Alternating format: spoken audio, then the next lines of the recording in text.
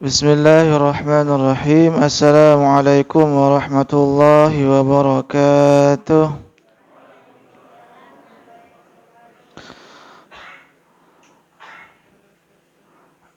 Alhamdulillahi wa kafa wassalatu wassalamu ala nabiyil mustafa wa ala alihi wa sahbihi wa man wafa. Qala rabbi shrah li sadri wa yassir li amri wahlul 'uqdatam min lisani yafqahu qawli amma ba'd.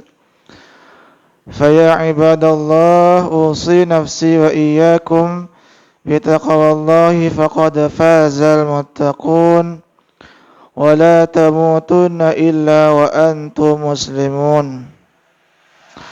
فقال تعالى مذكرا بذلك يا أيها الذين آمنوا اتقوا الله حق تقاته ولا تموتن إلا وأنتم مسلمون.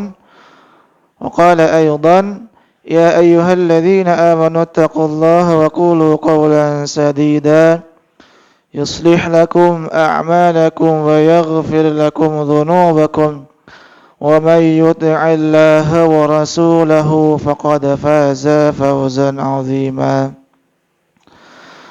Bapak Ibu rahimakumullah, alhamdulillah kita masih diperjumpakan kembali oleh Allah Subhanahu wa taala dalam majlis ini, sedikit belajar hadis-hadis dari Rasulullah Muhammad sallallahu alaihi wasallam yang secara khusus berkaitan dengan hukum Islam atau fikih. Yang mana sebetulnya kitab yang kita rujuk adalah kitab Bulughul Maram sebenarnya. Tetapi pada kesempatan kali ini lagi-lagi kita akan merujuk kitab yang lain sebagai tambahan pembahasan dari hadis-hadis yang pernah kita bahas sebelumnya, yaitu hadis-hadis yang berkaitan dengan merawat jenazah, yang secara khusus kemarin membahas tentang menguburkan jenazah. Jadi kita merujuk ke kitab yang lain, lagi-lagi kitab yang kita rujuk adalah Al-Fiqhul Islami wa Adillatuhu, ditulis oleh Profesor Dr. Syekh Wahbah Az-Zuhaili. Kalau di sini ada di jilid yang kedua, halaman 509. Bapak Ibu rahimakumullah, langsung saja kita masuk ke pembahasan dalam kitab ini.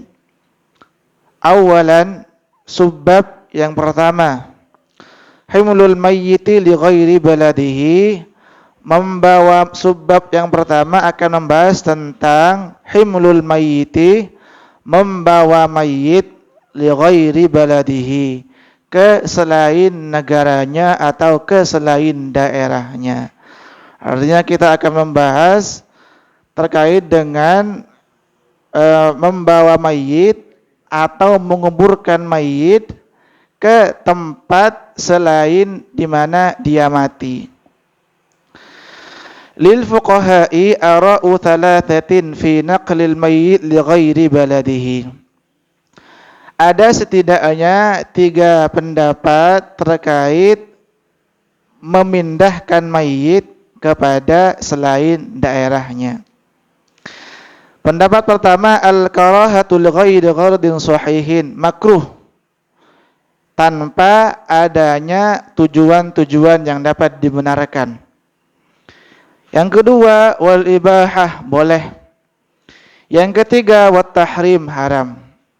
Jadi ada setidaknya 3 pendapat terkait dengan pembahasan memindahkan jenazah atau memindahkan mayit atau menguburkan mayit di tempat selain di mana dia meninggal dunia.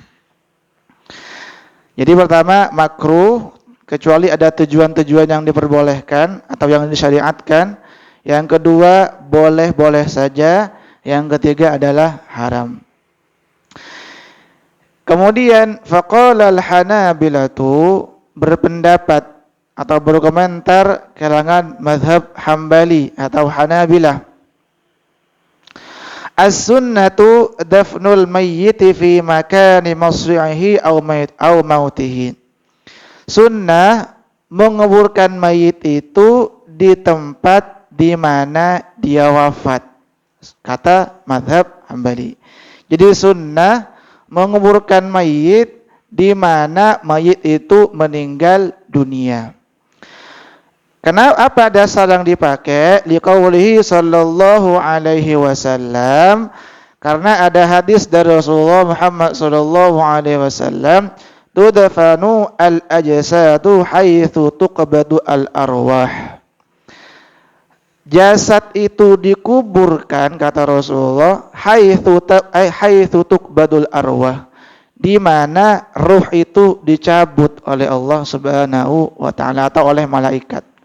Jadi kata Rasulullah, jasad atau bangkai lah kalau kita menyebut gitu ya, atau tubuh seseorang itu dikubur di tempat di mana ruhnya itu dicabut oleh malaikat atau katakanlah oleh Allah Subhanahu wa taala gitu ya.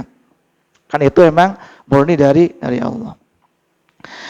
Kemudian wahimulul mayyiti ila ghairi baladi li ghairi hajatin makruhun.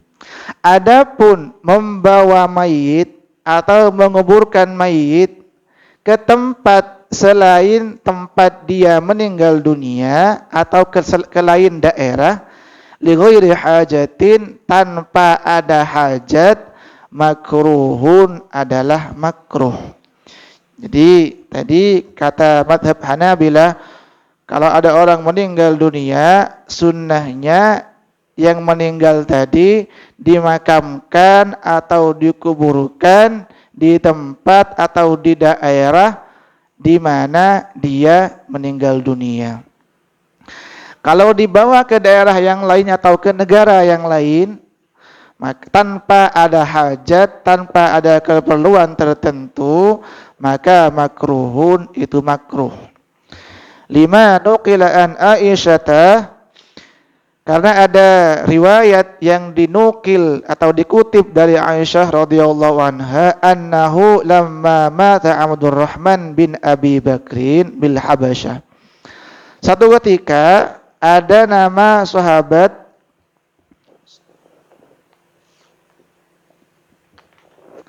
atau ada nama orang Abdullah bin Abi Bakar. Jadi ini anaknya Abu Bakar, Bapak Ibu ya. Jadi kata Aisyah, ketika Abdurrahman bin Abi Bakar, maksudnya Abdurrahman anaknya Abu Bakar. Jadi Aisyah anaknya Abu Bakar, kemudian Abdurrahman yang meninggal ini juga anaknya Abu Bakar. Berarti Aisyah dan Abdurrahman ini adalah saudara, kan banyak anaknya Abu Bakar gitu ya. Bahkan ada juga Abu Bakar punya anak dikasih nama Muhammad. Jadi punya menantu namanya Muhammad, punya anak namanya juga Muhammad. Gitu-gitu. Jadi satu ketika kata Aisyah, ada saudara Aisyah yang bernama Abdurrahman bin Abu Bakar itu meninggal dunia di Habasyah. Kemudian wa nuqila ila Makkah. Ternyata jasad Abdurrahman bin Abu Bakar yang tadinya beliau meninggal di Habasyah ternyata dipindahkan, dimakamkan di Makkah. Itu. Atat qabrahu. Kemudian Aisyah mendatangi kuburannya atau apa istilahnya? Ziarah lah istilahnya. Wa qalat, kemudian Aisyah berkata, wallahi law hadartuka ma dafantuka illa haitsu mutta. Seandainya saya tahu kematian kamu, kata Aisyah, niscaya saya tidak akan menguburkan kamu kecuali di tempat kamu meninggal dunia. Bisa dipahami Bapak Ibu ya?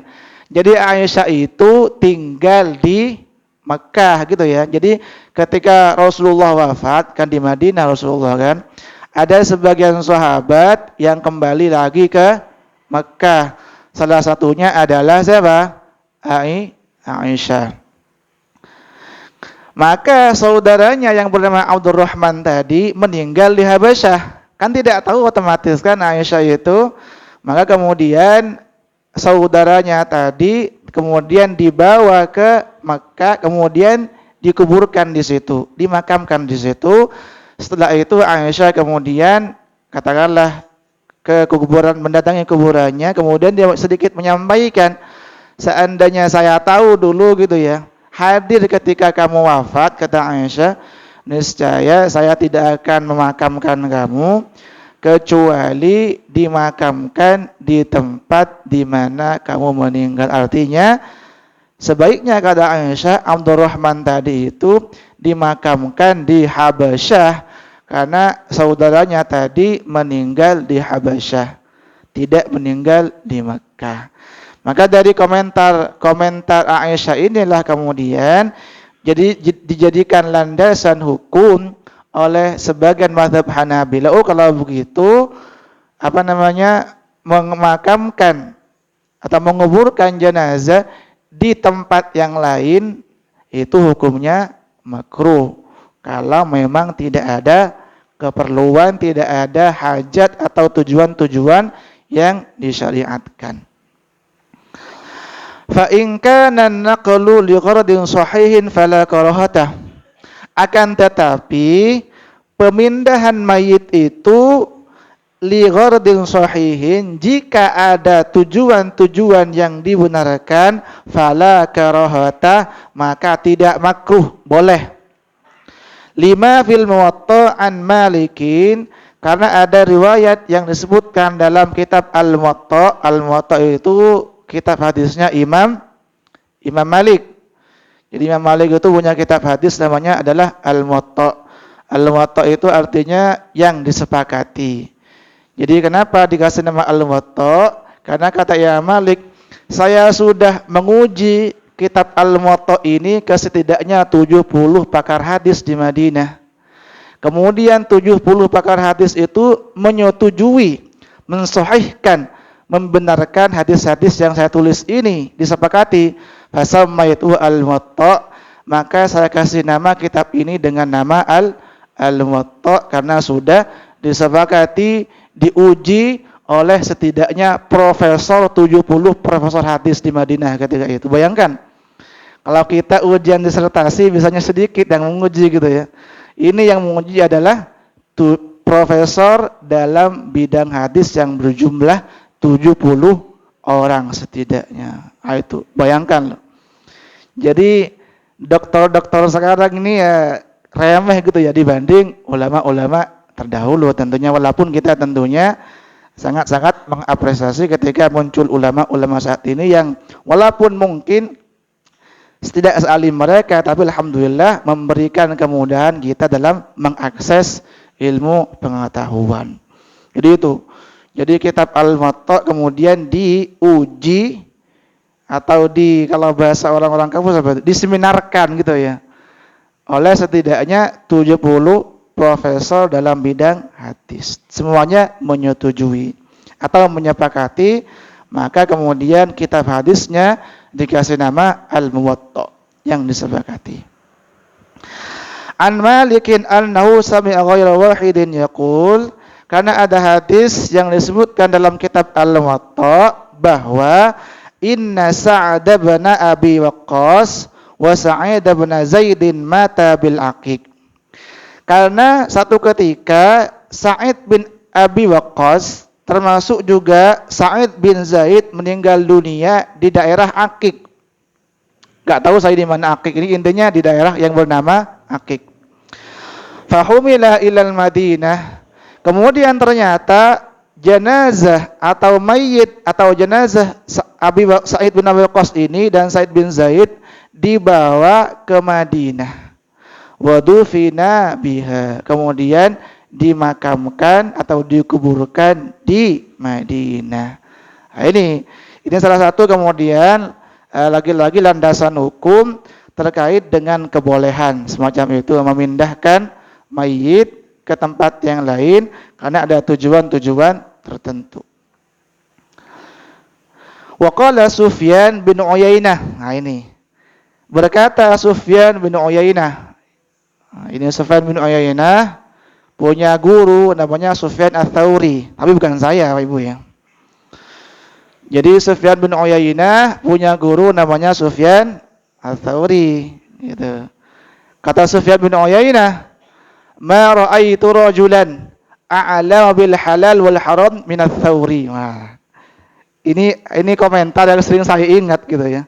Kata Sufyan bin Uyainah, saya tidak mengetahui orang yang lebih pakar tentang halal haram melebihi Sufyan Ats-Tsauri. Oh, ya keren ternyata. Jadi Sufyan Ats-Tsauri punya guru namanya Sufyan Ats-Tsauri punya murid namanya Sufyan bin Uyainah. Muridnya ini berkomentar, saya tidak pernah melihat seseorang yang lebih alim, yang lebih tahu tentang halal haram melebihi Imam Sufyan Ats-Tsauri. Tapi yang jelas bukan saya gitu ya. Kata beliau, mata Ibnu Umar hahuna. Ibnu Umar wafat. Tentu di sini, maksudnya di mana? Di Madinah. Wa awsa alla yudfana hahuna.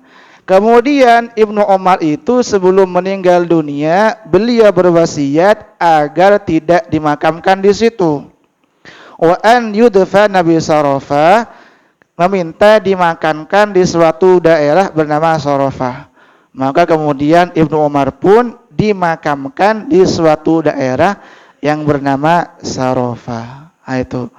Ternyata Ibnu Umar dimakamkan tidak di tempat di mana dia meninggal, tetapi kemudian dibawa ke tempat yang lain, suatu daerah yang bernama Sarafah itu. Nah, itu pendapat komentar dari kalangan mazhab Hambali. Wa qala al-Hanafiyyah wal Malikiyah. Berkomentar kalangan mazhab Hanafi dan Maliki. La ba'sa, tidak masalah, tidak apa-apa. Binaqlil mayyit min baladin ila akhar. Memindahkan mayit dari daerah tertentu ke daerah yang lain. In kana lam yudfan, selama mayitnya belum dikuburkan.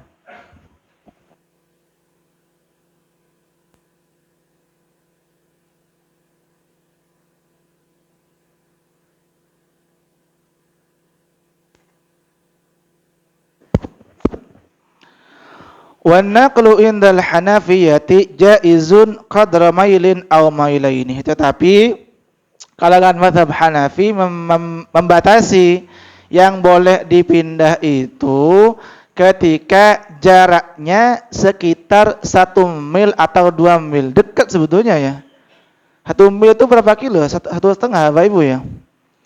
Berarti kalau 2 mil sekitar 3 kilometer. Jadi ternyata kalangan Hanafiyah sekalipun memperbolehkan memindahkan mayit ke tempat yang bukan tempat kematiannya, dengan catatan kata beliau jaraknya itu sekitar cuma 1 mil atau paling banter 2 mil. Kalau naik mobil ya cepat 2 mil itu, kalau jalan ya lama gitu ya. Tapi dengan catatan juga mayatnya belum dikubur, boleh. Lakin yundabu dafnuhu fi jihati mautihi, ay fi maqabir ahli al-makan alladhi mata fihi aw qutila. Tetapi yang lebih dianjurkan kata mereka, kata Hanafi dan Maliki, hendaknya mayit itu dikubur di tempat di mana dia meninggal, atau maksudnya di pemakaman di mana tempat dia meninggal. Bukan malah meninggal di rumah, dimakamkan di rumah gitu, enggak. Maksudnya di pemakaman di daerah itu, maksudnya gitu. Bukan mati di rumah sakit, dipendam di rumah sakit juga, maksudnya tidak begitu juga gitu ya. Artinya maksudnya dimakamkan atau dikuburkan di pemakaman di mana tempat dia meninggal dunia itu.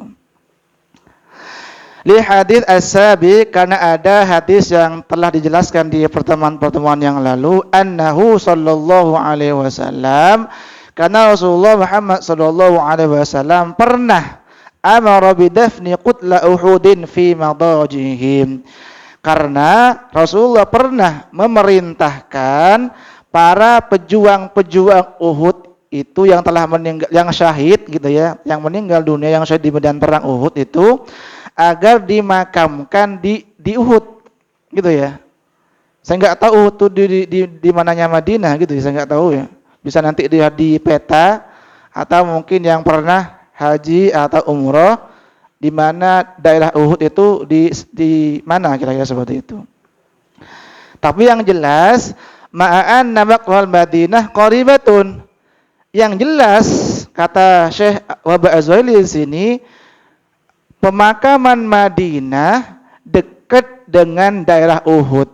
Dekat ya Pak Ibu ya? Nah, dekat. Nah, qaribah dekat kata beliau. Ternyata walaupun dekat antara Madinah dan Uhud, ternyata Rasulullah atau para pejuang Uhud itu dimakamkan di daerah Uhud, tidak dibawa ke Madinah gitu ya. Wa dufinat as-sahabatul ladzi fatawu Dimashq inda abwabiha. Jadi gitu ya, ternyata para pejuang Uhud atau orang-orang yang mati syahid di perang Uhud itu kemudian tidak dibawa ke Madinah, langsung dimakamkan di area Uhud itu. Nah, itulah. Tuh. Kemudian itu yang kedua, kalangan Hanafiyah dan Malikiyah memperbolehkan dipindah dengan catatan mayitnya atau jenazahnya belum dikuburkan, walaupun beliau menganjurkan mayit itu atau jenazah itu kemudian dimakamkan di tempat atau di daerah di mana dia meninggal dunia. Itu ya.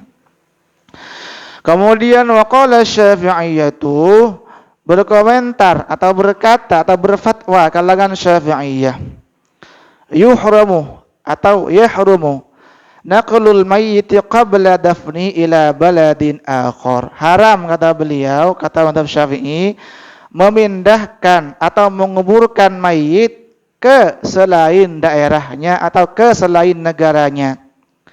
Liyudfana fi wa illam yataghayyar, sekalipun jenazahnya belum berubah. Maksudnya belum lapuk, belum busuk. Lima fihi min ta'khiri dafnihi, karena ketika jenazah kemudian masih dipindahkan ke tempat yang lain, itu ada unsur penundaan dalam proses merawat jenazah kata beliau. Padahal sebagaimana hadis yang pernah kita sampaikan kemarin bahwa Nabi memerintahkan kepada sahabatnya agar bersegera dalam merawat jenazah, secara khusus dalam menguburkan jenazah. Lah ketika jenazah itu dipindahkan ke tempat yang lain, otomatis ada penundaan di situ kata beliau. Nah, itu salah satu alasan yang dipakai oleh kalangan mazhab Syafi'i. Nah, itu hadis yang kemarin ketika Rasulullah bersabda, bersegera dalam mengubur jenazah, karena seandainya jika jenazahnya orang yang soleh, itu artinya kita menyegerakan orang yang tadi yang meninggal itu segera merasakan nikmat kubur gitu ya. Segera berjumpa dengan Allah. Orang ini lagi kangen kan Allah, malah ditunda gitu ya. Itu kata mazhab Syafi'i. Karena ada semacam unsur penundaan ketika jenazah itu pemakamannya dipindah ke tempat yang lain. Padahal jenazahnya udah ingin segera dikubur karena ingin segera berjumpa dengan Allah, ingin segera merasakan nikmat-nikmat kubur. Wa minat ta'rid lihitki hurmatihi. Termasuk juga kata mazhab Syafi'i, kalau mayit itu dipindahkan ke tempat yang lain, itu ada unsur istilahnya tidak menghormati mayit atau jenazah itu. Nah, itu kata mazhab Syafi'i. Jadi itu Bapak Ibu rahimakumullah, setidaknya 3 kesimpulan hukum yang disampaikan oleh para ulama fikih terkait dengan memindahkan jenazah atau menguburkan jenazah di selain tempat di mana dia meninggal dunia. Yang pertama kata mazhab Hanabilah itu makruh kalau tidak ada hajat dikuburkan di tempat yang lain. Yang sunnah kata beliau adalah mayit itu dikuburkan di mana dia meninggal dunia. Kemudian yang kedua, kalangan Hanafiyah dan Malikiyah boleh-boleh saja. Boleh. Dengan catatan mayitnya belum busuk atau mayitnya belum dikubur. Gitu ya. Kemudian yang ketiga kata mazhab Syafi'i itu haram. Karena ada unsur penundaan dalam proses merawat jenazah termasuk dalam penguburan jenazah. Sekalipun mayitnya belum busuk atau belum berubah, belum bau, tetap kesimpulan hukumnya tetap haram kata beliau. Itu subbab yang pertama. Kemudian kita masuk di subbab yang kedua. Tsaniyan, subbab yang kedua. Himlul janazati wa kaifiyatuhu. Tata cara menggotong atau membawa jenazah. Himlul janazati fardu kifayatin bila khilafin. Mengusung jenazah atau membawa atau menggotong jenazah fardu kifayatin adalah fardu kifayah. Artinya tidak harus semua ikut menggotongnya. Nanti kalau semuanya malah ribet gitu ya. Cukup orang-orang yang mungkin yang kuat atau apalah, atau beberapa atau 4 orang mungkin bisa, udah. Artinya orang lain sudah tidak wajib lagi karena diwakilkan oleh orang-orang yang tadi udah menggotong jenazah itu. Wa huwa birrun wa ta'atun wa ikramun lil mayyit. Adapun menggotong jenazah itu birrun, merupakan kebaikan, berpahala. Wa ta'atun, termasuk juga bentuk ketaatan kepada Allah. Wa ikramun lil mayyit, termasuk juga bentuk penghormatan kepada si mayit. Wa qala Syafi'iyyatu la ba'sa bittiba'il muslim al janazata qaribi al kafiri. Kata mazhab Syafi'iyah, tidak ada masalah, boleh seorang muslim itu mengiringi jenazah saudaranya sekalipun dia kafir. Nah, ini mungkin pendapat yang apa ya? Yang agak sedikit aneh gitu ya. Tetapi ada landasannya. Jadi boleh mengiringi jenazah yang kafir sekalipun. Li'annahu alaihi salatu wassalam, karena ada riwayat dari Rasulullah Muhammad sallallahu alaihi wasallam fima rawahu Abu Dawud, hadis yang diriwayatkan oleh Abu Dawud, amara Aliyan, satu ketika Rasulullah memerintahkan Ali radhiyallahu anhu an yurawiya Abu Thalib, untuk ikut menguburkan Abu Thalib. Abu Thalib itu siapa? Ayahnya Ali, makanya Ali bin Abi Thalib. Jadi kata Rasulullah, artinya Rasulullah ketika Abu Thalib meninggal, ternyata Rasulullah memerintahkan atau minta kepada Ali agar Ali itu kemudian ikut menguburkan jenazah ayahnya Abu Thalib. Yang mana sebagaimana disebutkan oleh para ulama, Abu Thalib itu meninggal dalam keadaan apa? Kafir. Mayoritas ulama menyebutkan seperti itu gitu ya. Jadi itu, nah, sekalipun katakanlah Abu Thalib ketika itu meninggal dalam keadaan kafir, ternyata Rasulullah masih meminta Ali anaknya gitu ya untuk ikut menguburkan Abu Thalib. Yang tidak lain, Abu Thalib itu juga merupakan paman Nabi sallallahu alaihi wasallam. Jadi Ali dan Rasulullah itu adalah sepupu. Karena Abu Thalib itu bersaudara dengan Abdullah. Abdullah adalah ayahnya Rasulullah Muhammad sallallahu alaihi wasallam. Ada Hamzah, ada Abbas, ada Abu Lahab. Tapi Abu Lahab ini kafir gitu ya, malah menentang Nabi dan seterusnya. Lanjut, wa qalu aydan yahrumu himlul janazah ala hay'atin mazriyatin kahimli fi quffatin aw ghiraratin. Termasuk juga kalangan ulama juga menyebutkan bahwa haram menggotong jenazah itu dengan cara-cara yang hina, yang tidak baik lah katakanlah. Seperti digotongnya dengan menggunakan kuffah, keranjang, atau ghiraratin, atau dengan kantong plastik. Nah, ini aneh gitu ya. Misalkan jenazah meninggal dunia ternyata digotong dengan pakai keranjang atau menggunakan kantong plastik. Ini ya kurang baik lah istilahnya. Bahkan disimpulkan oleh beliau, oleh Syafi'iyah, haram seperti itu. Karena tidak ada penghormatan kepada mayit, padahal Allah sudah mengatakan walaqad karramna bani Adam. Allah sudah memuliakan anak Adam. Gimana yang benar kata Syafi'iyah? Wa yuhmalu ala saririn aw lauhin aw mahmalin. Sebaiknya mayit itu digotong atau diusung atau dibawa dengan saririn, dipan. Apa ya? Apa saririn itu? Apa ya?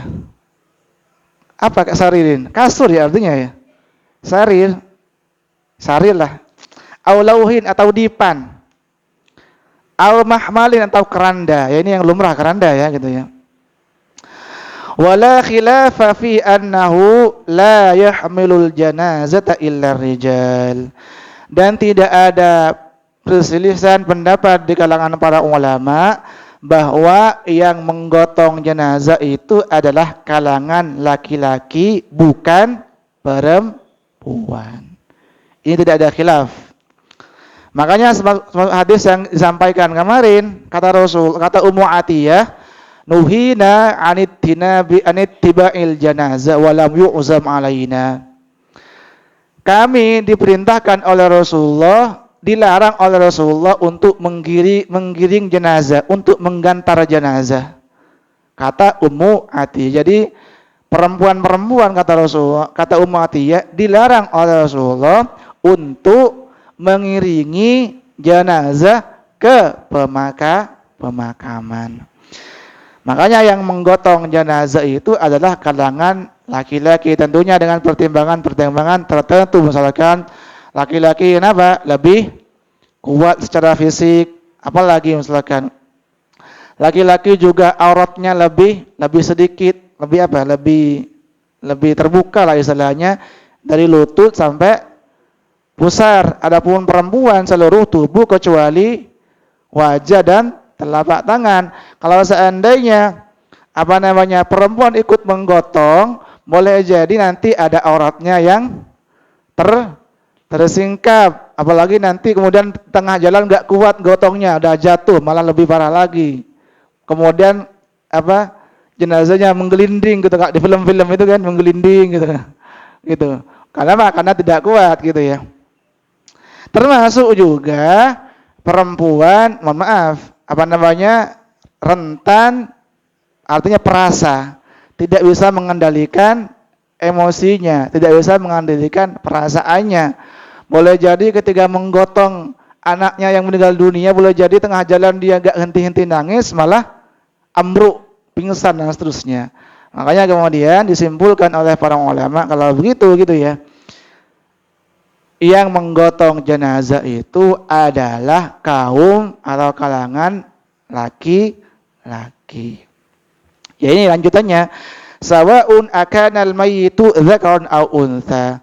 Sekalipun mayitnya adalah mayit perempuan. Kalau perempuan yang meninggal kemudian yang menggotong perempuan, enggak gitu. Kalau yang memandikan iya. Yang mayitnya adalah perempuan, yang memandikan adalah perempuan. Tapi kalau yang menggotong ke pemakaman tetap laki-laki sekalipun jenazahnya adalah perempuan.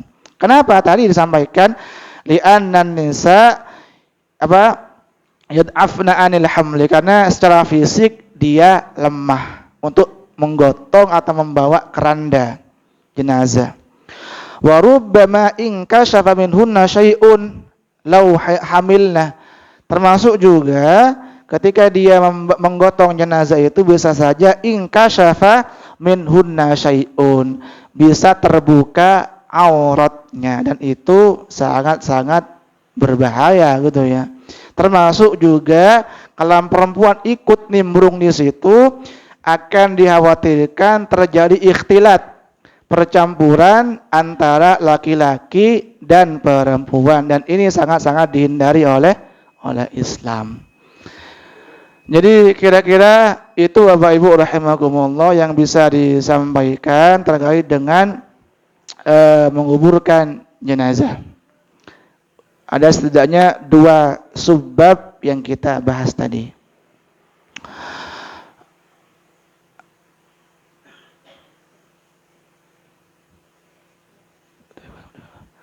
Dirasa cukup Bapak Ibu rahimakumullah, semoga bermanfaat, semoga dicatat amal ibadah di sisi Allah Subhanahu wa taala. Kita tutup perjumpaan kita kali ini dengan kafaratul majlis. Subhanakallahumma wa bihamdika asyhadu an la ilaha illa anta astaghfiruka wa atubu ilaik. Assalamualaikum warahmatullahi wabarakatuh.